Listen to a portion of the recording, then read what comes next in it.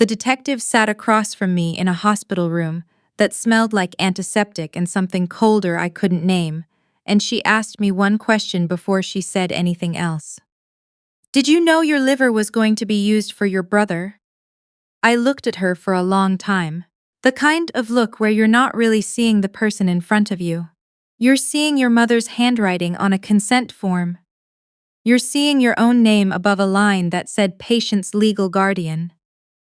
Signed by someone who hadn't been my guardian since I turned 18. "No," I said. "I didn't know anything. My name isn't important right now.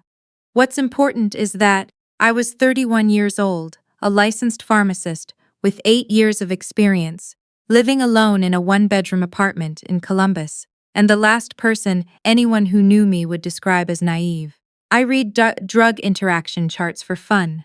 I double-checked my own prescriptions. I had a system for everything. And still, let me start from the beginning, because if I don't, none of this will make sense. My brother is 4 years older than me. He's always been the one my parents looked at when they walked into a room, the way your eyes go automatically to the brightest light.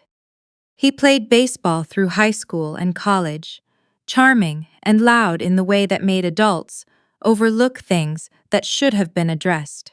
When he started drinking heavily in his mid-20s, my parents called it stress. When he lost his second job, they called it bad luck. When his girlfriend left and took their daughter with her, my mother cried for a week. For him, not for the little girl who was being taken away from an unstable home. I watched all of this from a distance that I had carefully constructed. I moved out at 22. I finished my pharmacy degree. I built something quiet and mine. My brother was diagnosed with end-stage liver disease 2 years ago, cirrhosis. His own doing, though my parents would never say that out loud. What they said instead was, "You're a match." They'd had us both tested without telling me what it was for. They said it was a family health screening, something their new doctor recommended. Full panel blood work, genetic markers, the works. My mother called it getting ahead of things. I went because I was between jobs at the time and didn't have my own insurance yet. I figured free blood work was free blood work. I did not figure that my parents were building a case to harvest part of my liver for my brother. I'm going to say that again, because even now, 3 years later, it still sounds like something that happens to someone else. My parents were building a case to harvest part of my liver for my brother, without my knowledge or consent. The call came on a Thursday in March. My mother's voice had that particular softness she only used when she wanted something. I recognized it the way you recognize a weather pattern. The kind that means a storm is coming. She said my brother wasn't doing well, that the transplant list was moving slowly, that the doctors had told them a living donor partial liver transplant was the best option, and that I was a good match, and that she and my father wanted to sit down with me and talk about it. I said I needed time to think. I did not say no, because I hadn't decided yet. That was the honest truth. I was angry, and I was scared, and I was also 31 years old, trying to figure out if I could watch my brother die while knowing I might have been able to do something. What I didn't know, what I had absolutely no way of knowing, was that my parents were not going to give me time to think. 2 weeks later, my father called and said my brother had taken a bad turn, that he'd been hospitalized, that they wanted me to come home for the weekend, just to see him, just to be together as a family. I drove 3 hours to my hometown. My brother was in the hospital but stable. That part was true. What was not true was everything else. My mother had made an appointment at a private surgical center outside of town. She told me it was a follow-up from the blood work. Additional testing, the doctor wanted a more detailed workup. She said it would take 2 hours and we could go to lunch after. I went.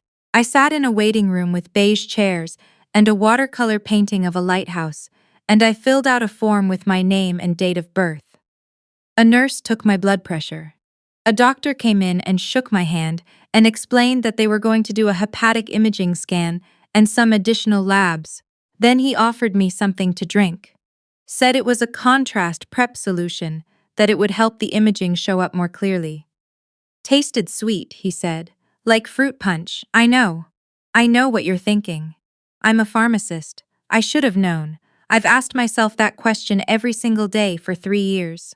The answer I keep coming back to is, I was in a medical facility with a doctor who had just reviewed what I thought were my records, in the presence of my parents, who I was trusting, on a day when I was already emotionally exhausted from seeing my brother hooked up to monitors in a hospital bed. I drank the solution. I woke up in a surgical recovery room. The first thing I felt was the pull along my right side, a deep, tugging ache that ran from below my ribs down toward my hip. I reached for it instinctively, and a nurse caught my hand. "You're going to want to leave that alone," she said. "What happened?" My voice came out wrong, thick and slow. She hesitated. And that hesitation, I will never forget it. That 1 second where she looked at the door, then back at me, and I watched her make a decision about what to say. "You're in recovery," she said. "The procedure went well." "What procedure?" Another hesitation. "A partial hepatic resection," she said. "A portion of your liver was removed." The room went very quiet. Not actually quiet. There were monitors beeping. There was a TV on low somewhere down the hall. There was the sound of someone's shoes on linoleum. But inside my head, everything went silent. "I didn't consent to that," I said. She looked at the door again. "There's a consent form on file," she said. "Signed by your legal guardian. I am 31 years old. I do not have a legal guardian. What I have is a mother whose handwriting I would recognize anywhere. What I did next matters, and I want to be clear about it because I think a lot of people in my position would have done something different. They would have panicked. They would have cried. They would have waited for someone to come explain things to them. I did not wait. The moment the nurse stepped out, I looked at the room around me. There was a phone on the bedside table. I picked it up, dialed 9, and got an outside line. I called 911. I told the operator that I had been surgically operated on without my consent at a private facility, and that I believed the surgery had been performed on behalf of someone else. I gave them the address I'd seen on the building when we drove in. Then I called my best friend, the one who has been my emergency contact since college. I told her what had happened. I told her where I was. I told her to call an attorney if she could find one at 4 in the afternoon on a Friday. And then I lay there in that hospital bed, with the drain in my side and the pull of fresh stitches, and I waited. My parents came in 40 minutes later. My mother was carrying flowers. Yellow tulips, which is almost funny except for the part where nothing about that day was funny at all. My father started to speak. I held up my hand. "Don't," I said. He stopped. "I already called the police," I said, "and I need you both to leave this room right now." My mother's face did something complicated. She reached for me and I moved my hand away from her. "We did this for your brother," she said. "We did this because we had no other choice." There are sentences I have replayed in my head more times than I can count. That one is near the top of the list. We had no other choice. What they meant was we had no other choice that required asking you first. The detective arrived within the hour. Her name was Detective Yoon, and she was calm in a way that I found deeply grounding. The kind of professional calm that doesn't minimize what you're saying, it just holds steady while you say it. She listened to everything. She took notes. She asked me to describe, in as much detail as I could, the sequence of events from the phone call with my mother 2 weeks earlier through waking up in recovery. She asked about the consent form. She asked about the doctor. At the end, she told me that what had been done to me was a crime. Multiple crimes, in fact. That the fraudulent guardian designation alone was a felony, and that a surgical procedure performed on a non-consenting adult under drugged sedation constituted aggravated assault at minimum. She also told me that my brother had already received the partial liver. I sat with that for a minute. "He knew?" I asked. "That's part of what we're investigating," she said. He knew. I found this out later in the fullness of the legal proceedings that followed. He had not arranged it or suggested it. That distinction matters to me, even now. Even though I'm still angry at him for not stopping it. He'd known for 3 weeks. He'd told my parents he didn't want it done this way. They had done it anyway. The doctor, the surgical center's lead physician, a man who had actually done this before, the investigators learned, was arrested within 48 hours. The nurse who had administered the sedative compound, disguised as a contrast prep, was charged as well. My parents were arrested the following Monday.